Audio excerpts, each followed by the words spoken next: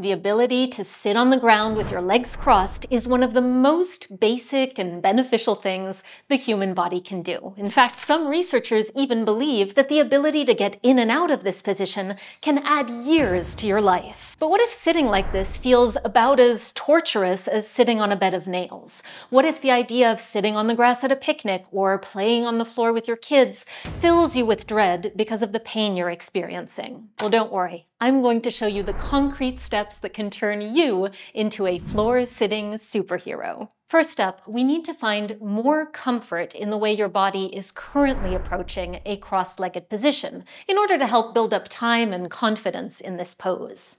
To do so, we want to raise our hips up enough to allow our pelvis to tilt forwards. This allows us to find a more supportive curvature in the lower back, meaning we don't have to employ as much muscular effort to sit up tall, and we therefore won't get tired as quickly. Sitting up on a cushion, a blanket, or a book will also decrease the amount of external rotation we need in our hips, which is a common limitation that tends to cause pain in this posture. The key is finding your personal sweet spot, the perfect height for your comfort. Try spending 5 minutes a day exploring this position, either in one sitting or spread throughout your day. And just like getting used to a new pair of glasses, after a week or so, you'll probably notice your body adjusting to this new demand.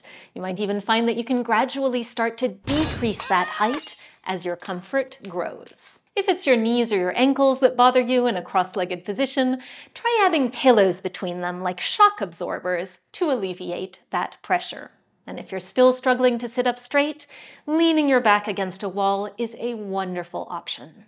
Remember how as kids we'd effortlessly transition from the floor to standing and back down again? It was as natural as breathing. And one often cited study actually suggests that being able to still do that as an adult can increase survival rates by over 21%. So tapping into that flexibility that we all used to have is sort of like finding a secret passageway to the fountain of youth. It helps us to counterbalance the sedentary lifestyle we've all grown accustomed to by sitting in chairs all the time.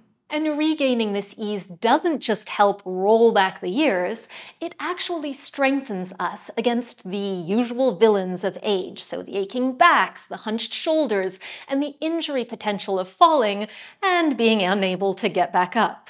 To help speed up our ability to get comfortable in this crisscross applesauce fashion, it's important to warm up and stretch. So first, take about 10 windshield wipers sitting with your feet flat and rocking the knees from side to side to warm up your hips and lower back.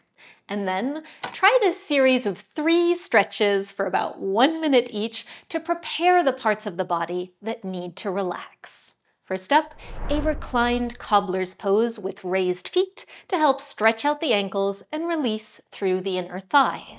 Second, a reclined pigeon pose with one ankle crossed over the opposite knee to work on improving that external rotation in the hip. And of course, remember to do both sides.